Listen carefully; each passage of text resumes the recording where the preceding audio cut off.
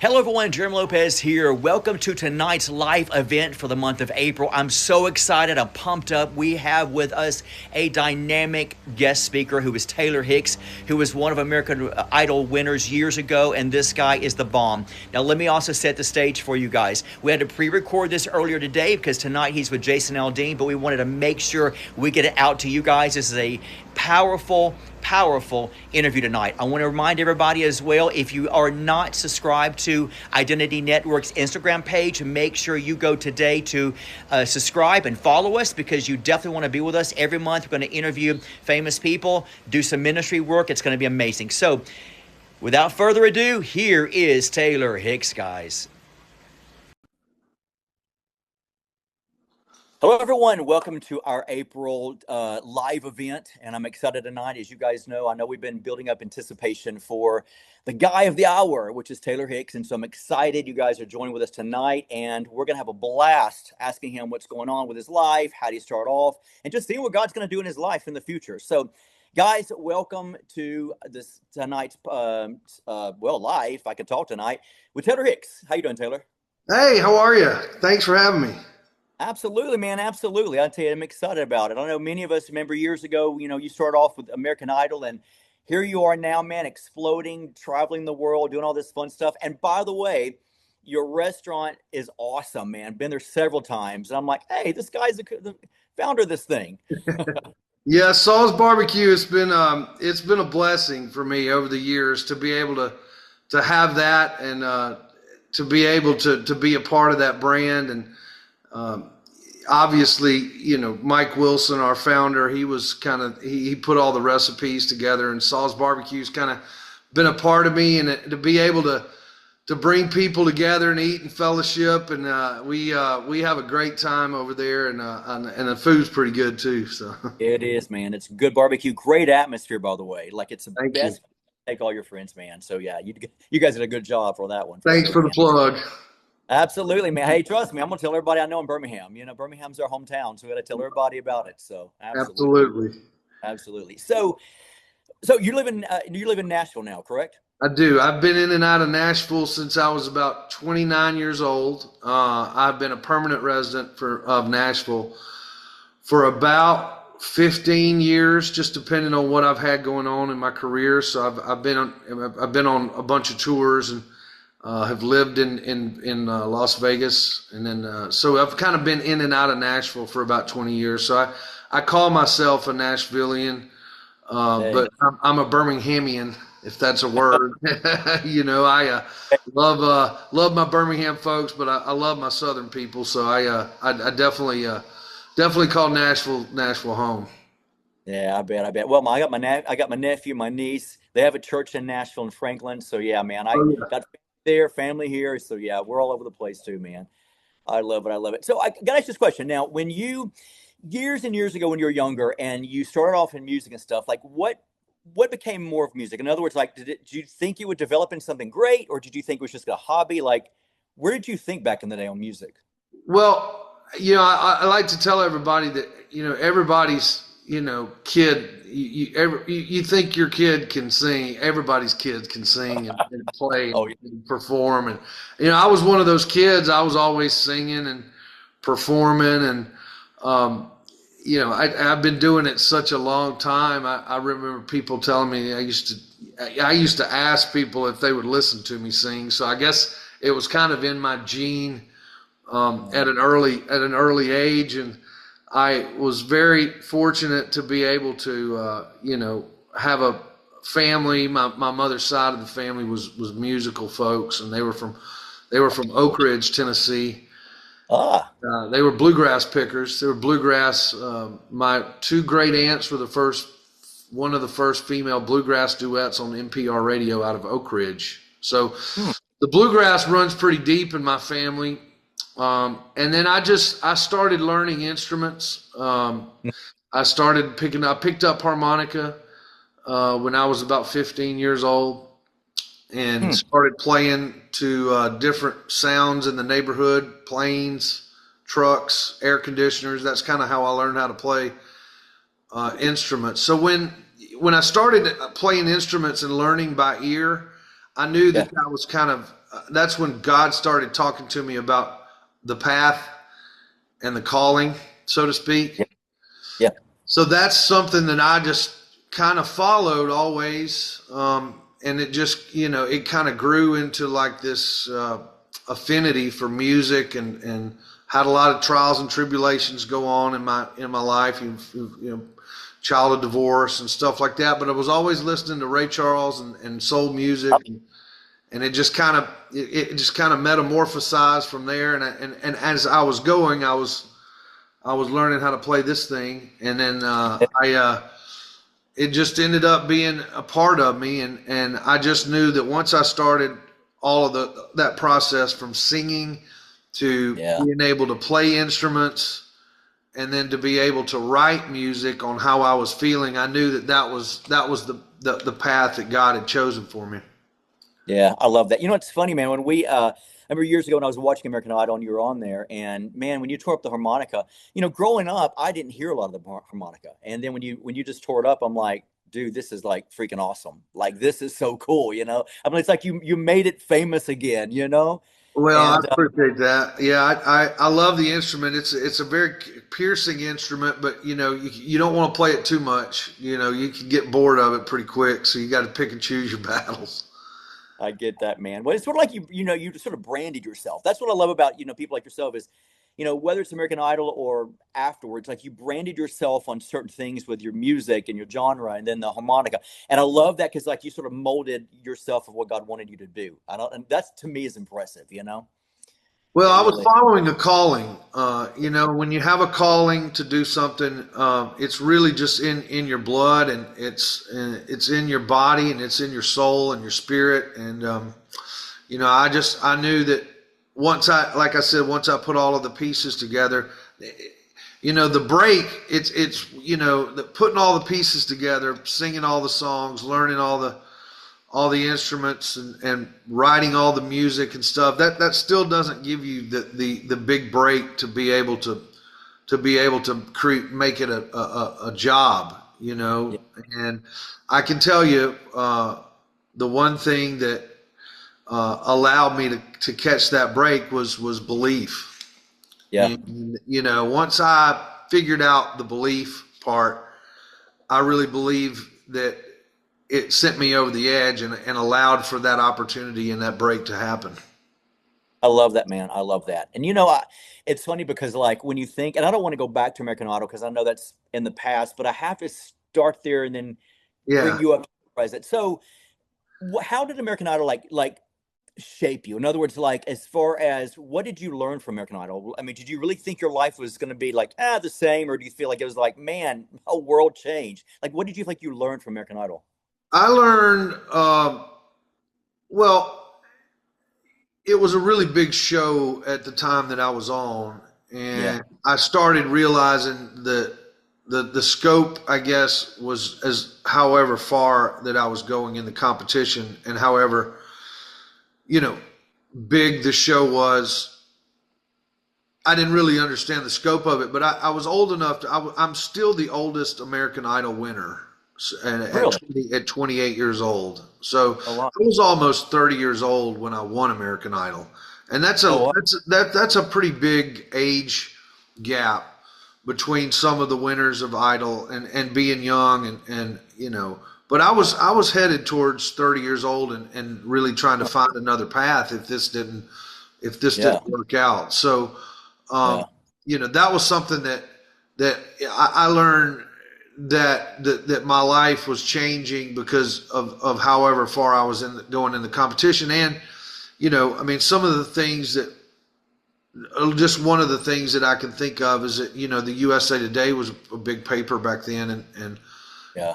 you'd walk downstairs and go to breakfast, and you'd see yourself on the front page of the USA Today. I mean, as a 28-year-old kid, you're old enough to know that the big things are happening in your life. God's created some opportunities for you, and Yeah. it almost was kind of just making sure that that you carried out your plan, Yeah. and your calling.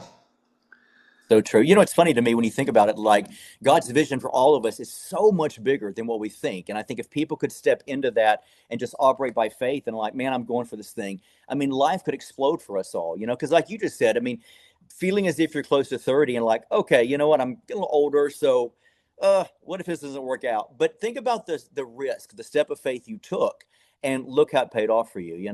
So like you mentioned earlier about Ray Charles and stuff and different people who've influenced you? Like, okay, so after American Idol, who do you, this is sort of off the grid here, but who do you feel that you've met that you really thought, man, this is the real deal? Like somebody you really feel was just like an inspiration to you after the fact?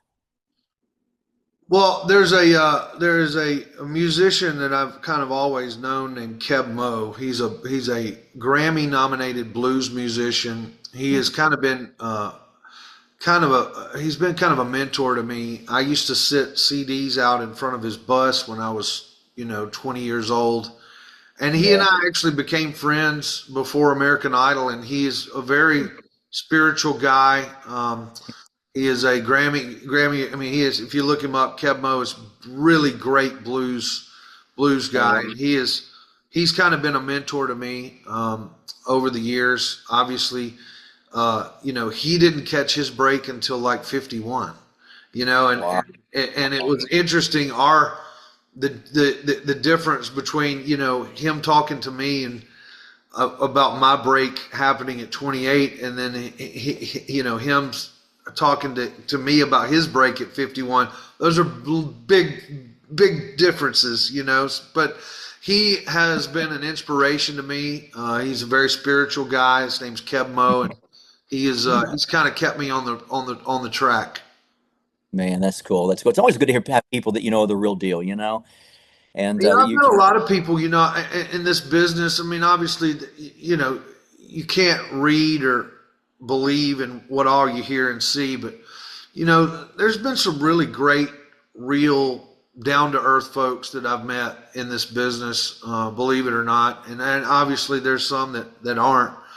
But the common thread in this is that a lot of people would probably ask me, and I probably would tell them, is that you know a lot of folks in this business have worked really hard and long on creating an opportunity for themselves, and a job for themselves, and a path and a career.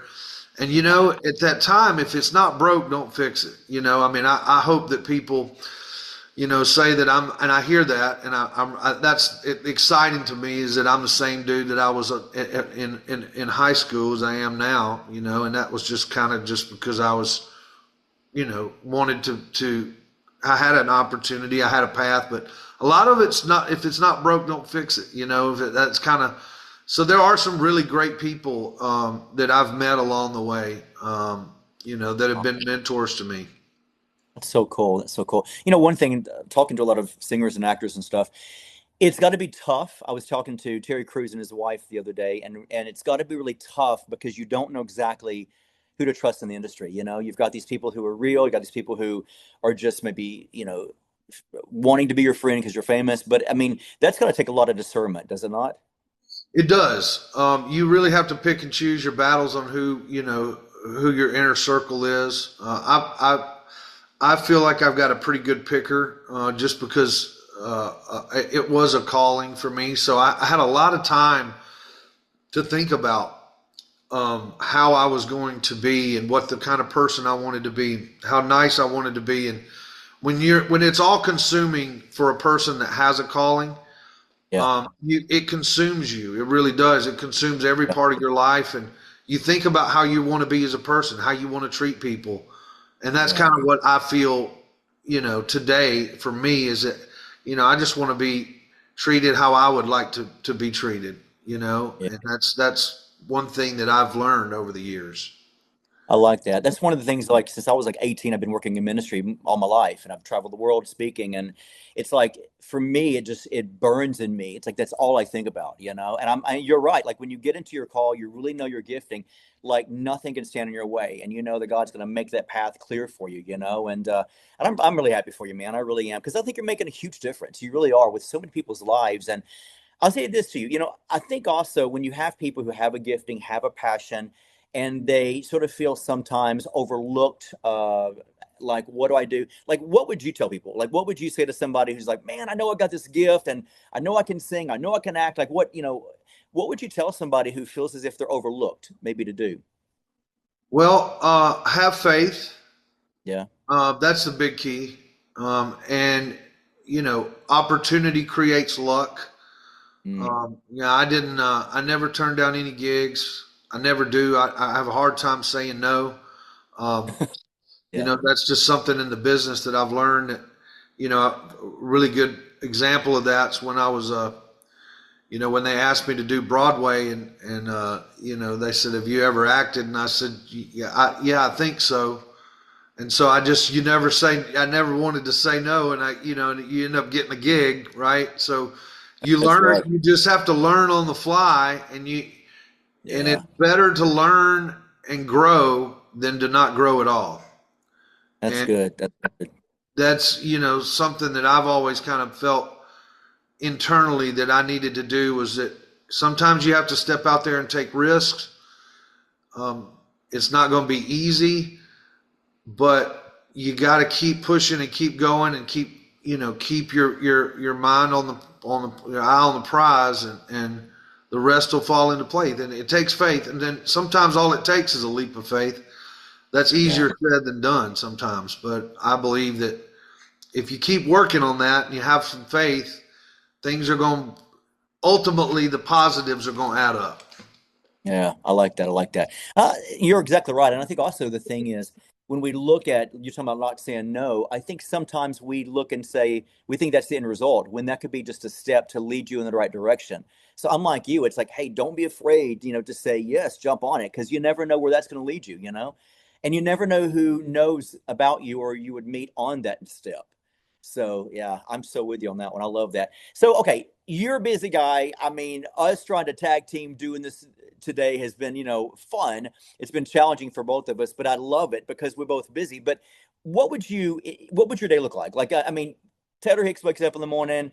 What does Taylor do throughout the day? Like to get ready for his day, and then tell me like maybe how your everyday schedule looks. Well, it really depends on what I'm doing and what I've got going on, and on the music side, or on the entertainment side, it just depends on where my shows are. If Yeah. I'm traveling to a different city to do a show, then I'm probably in an airplane. I think I've got 30,000 miles to go on Delta until I hit the Million Mile Club, which I'm pretty excited about. That's just on Delta though. So I'm excited about that. That's kind of a mile marker I've been looking at. You don't get anything on Delta for being a million miler. Just trust me on that. They're not throwing you a big party, but when I'm doing shows, I'm traveling a lot, and then I've fortunately been able to be blessed to have some music that I've recorded over the years that I'm going to probably release this year. And Mhm. today was a really busy day, and I'm glad that we could fit all this in too, because I was worried there for a minute. But I started out this morning doing a photo shoot, and then I went to lunch, and then I went to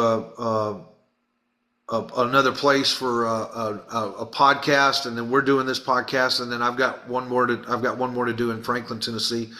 It just all Mhm. depends, and so I mean I stay pretty busy, and then obviously I keep in tune to the restaurants, Saul's Barbecue. I keep that, always keep that going and keep an ear to that. I But bet. it just depends, I like to recharge my batteries too. I mean, I blow and go pretty good, but I'm blessed, right? I'm blessed to be able to blessed. I'm blessed to be stressed. You know what I I lo- mean? I'm with you, man. Hey, but it feels good to at least be busy. You know what I'm saying? Yeah, I am very blessed to be busy, and I sometimes now, when I don't have projects or if I don't have music coming out, it gets slow. I get kind of bored, and I love working. I like entertaining people. I think that's what God intended me to do. So Absolutely. it's busy, but I appreciate every bit of it. I don't take it for granted. I love it, man. Well, if you think about it, the world right now has got so much doom and gloom to it, and it's so many extremes and politics and everything else, and it's like we need a little happy, and I think even during COVID, we had that place where no one could get out. I have a friend of mine who's got a show in Vegas, and he was like, you know, this is bad. This sucks, and I mean, people need to be entertained. They need to know that there's joy. They need to know there's something else there. And I think God uses so many things of entertainment to draw people to say, hey, joy comes in the morning. Hey, you know what? Here's a little laughter for you. One of my favorite scriptures that says, laughter doeth good like a medication, because laughing makes you feel better. And that's one thing about you. Your music is, I'm gonna say this to be honest with you. Your music is not dirty. It's like uplifting. It's fun. It's funny. It's charging, and I like that because nowadays we have so many people who sell out. It's like if I don't sell out to the grunge, if I don't sell out to this, I'm not going to sell any records. And I remember Taylor Swift said a couple of months ago, actually, she had mentioned something to that nature. She said, you don't have to be filthy to be famous, and that's one thing about your music. It's just so freaking cool and it's fun, so I like that about you. And I always try to recommend people. I'm like, hey, this is a dude from Birmingham, but I always recommend people to you because of the fact that I know that they're safe. You know what I'm saying? It's safe for fun entertainment versus I got one lady over here. It's like rapping, and it's like, whoa, hold on a minute. I feel like I've just watched a rated X porno. You know what I mean? That is not my music at all. As a matter of fact, I was talking to a country bluegrass duo, the Whites, who had been they have been on the Grand Ole Opry stage for a long time, and they were talking about us writing some inspirational stuff, and I haven't done that since I've got a song that I wrote called "Newfound Freedom," which is really good off of my "In Your Time" record that I did, and I was like, I want to get back into that writing and writing some gospel and some inspirational stuff. So I definitely fall on that side of the fence, as far as the country and the blues and the soul, and it's definitely. There's some sad stuff in there too, as far as writing goes, but it is definitely uplifting, I hope. Yeah, no, it really is. It really is. I will say this to you, man. When it deals with that type of music, I have followed Post Malone most of his career, and his producer, actually in Beverly Hills, we went to dinner one day, and I'm like, dude, you've got to introduce me. Like, this is the dude that I want. You know what I mean? So you just know that, man. If you're if you're in Nashville, man, and if you know Post, you better look him Yeah, up. Awesome. Post is he's done it the right way. He's first of all, he's very generous guy with his time, um, and he went into he went into this phase of country music the right way. He came here, he met everybody, he was very nice to everybody. He kind of was embraced by the country community here in Nashville, and he That's did it the good. right way. He did it. The blueprint of what he did was he was extremely generous and extremely nice, and that'll get you a lot of places. Yeah. And I love Posty's music. Posty's obviously not the best singer on the planet, but his message is good, and he did it the right way. And if I do run into Post again, I will definitely give you a call. How about that? Better, man. Very few people I really think is just really genuine like that, and I'm like, Yeah, Austin's the dude, yeah. So, man, let me ask you this question now. Also, this is the thing that I always like to stress with people and really find out about their future. What do you feel like as far as a legacy? I mean, you're talking about your life, your music. What kind of legacy would you like to leave behind as far as music and even your personal life? My legacy for me, I would just I would like to have touched as many lives as I could, and in a positive way, obviously, through my music and just through my entertaining and honestly through God's calling. That's Yeah, something that um, I feel like I've been blessed to be able to use that calling for good. yeah, Personally, I I hopefully I wanted to be a good friend, a good brother, a good son, um, and someone that could be dependable. I think dependability is a really Yeah, important thing for me, because if you can't depend on somebody, then you really more likely you're not going to trust. And that's so true. I think dependability for me is something personally that I feel like that I'd like to be able to be, for people to say that I'm dependable.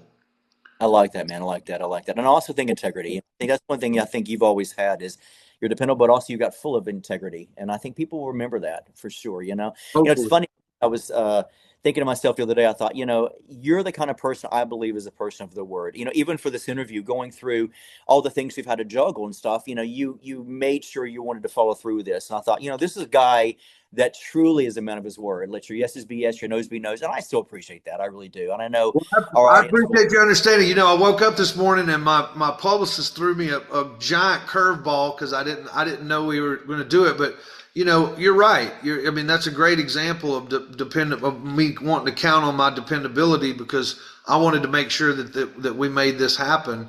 And you have my word, and we've been working on it for a while, and I'm glad that it came through. I think it was a blessing. I think it was something that was meant to be. I'm glad we got to do it. It took some finagling, but we made it happen. We made it happen, man. Made it happen. All right. So, real quick, two more questions I want to ask you, real quick. What do you feel like God's teaching you in this season? Tough question. Well, I think that I think I've learned some lessons. I mean, I've definitely gone through some trials and tribulations lately with some career stuff, and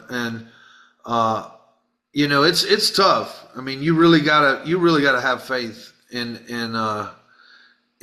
your craft and in your business. And it's not all. You get a lot of no's. A lot of people don't understand that. And your people that you interviewed, Terry, probably tell you the same thing. Yeah. It's a lot of people. Everybody sees the yeses, the American Idol wins, the Yeah. Broadway stuff, and they don't see the losses, and they don't see the no's. Mm. They don't see all of that, and there's a lot of them. And there's a lot of trials and tribulations, and there's a lot of tests. But I mean, that's just us as faith-based human beings like ourselves. We're gonna get tested. Yeah. It's just depending on how you handle the test. And so I'm hoping that that God can keep on testing me, but also bless me with some wins. Yeah. And also you got to take the losses and learn from those too. That's so true, man. That's so true. So, you're a busy guy doing all the things you're doing. I mean, let everybody know like what's in store for us with you. Like, tell us what's in store for you. What's going on? What's turning in your mind? What's going on? So we can find out where Taylor's going to be in a couple of years. Yeah, I hope I'm still working in entertainment. I'm coming up on 2 decades in show business, and I never thought I'd be in one, to be honest with you, just the way Yeah. that I have been, and I've been very blessed. But I think the TV hosting thing will probably happen. I mean, obviously, I'll be touring and doing shows, and obviously, music will be in the forefront. But I'd like to get into more TV hosting and some acting, and I'm hopefully just keep entertaining folks. That's what God intended me to do, and that's hopefully what I'll be continuing to do. I'm loving it, man. I know you enough to know, man, you'll definitely be acting. There's no doubt about it, man. Your Well, personality. I don't know if it might end up all being an act. You never know. I love it, man. I love it. I really do, man. And I want to encourage everybody to definitely go to follow you on your Instagram and all the other platforms you're on. Definitely, because I mean, it's fun, it's entertaining. But man, seeing what's going on with you, it's like, man, this is cool. This is cool. Look where he is. So Yeah, it's, definitely it's want to. all under it's all under Taylor Hicks. You can go to my official Taylor Hicks on Instagram, and I mean you can find me if you want to come see a show, or if you want to see what I've been up to. It's a pretty easy find. That's a Sounds good thing. It can be a blessing and a curse sometimes. sounds good. Sounds good. Hey, man, I'll be thinking about you when I go to your restaurant here. I'm going to try to go this week. Actually, let's go. Come see I me, love man. it, man. I love it. Great Everybody, talking to you. God I bless love you. Be blessed, brother. Talk to you soon. Bye.